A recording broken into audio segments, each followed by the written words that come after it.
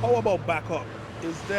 We see the failure in this operation, but there's like a backup wire or anything that should have engaged when this go down to carry out the power or no?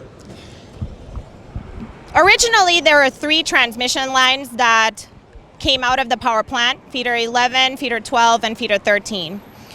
Feeder 11 and 12 and 13 all originate in the same duct bank up until where the intersection by Niski is.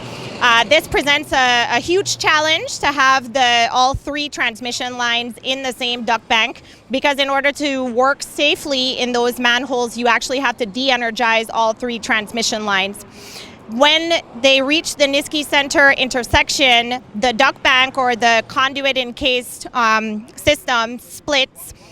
Feeder 12 goes up along the Niski Center route and along Back Street all the way to the Donald Francois substation. Feeder 11 and 13 actually commingle in the same duct bank. So in this manhole right here, there's actually 2 transmission lines that are in the same hole. Feeder 11 has not been active since the storms of 2017 because there was damage to the Donald Francois substation where the switchgear incurred water intrusion and debris and failed after the storms. We have some projects in with FEMA to replace that switchgear. We're intending to have it replaced within the next 9 to 12 months. We're waiting on the restoration of the East End substation, which should be done within the next month so that we can de-energize that switchgear.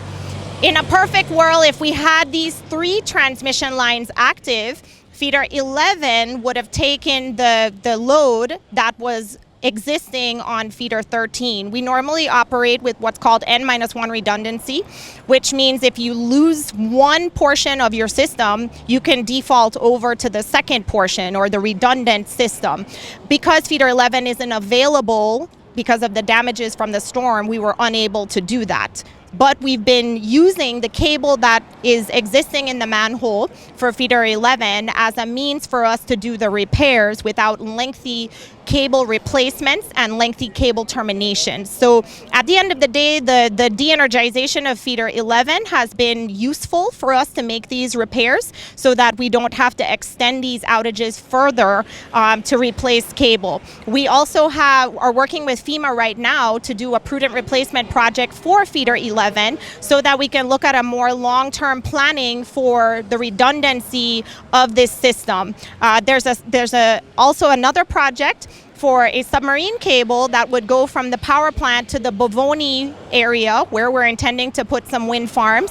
There's going to be a solar system out there. So that would be a redundant transmission system that would not be subject to any excavations or any commingling of duct banks, because it would be a lone system that would allow us to extend our transmission system from the power plant all the way out to the east end of the island to support customers.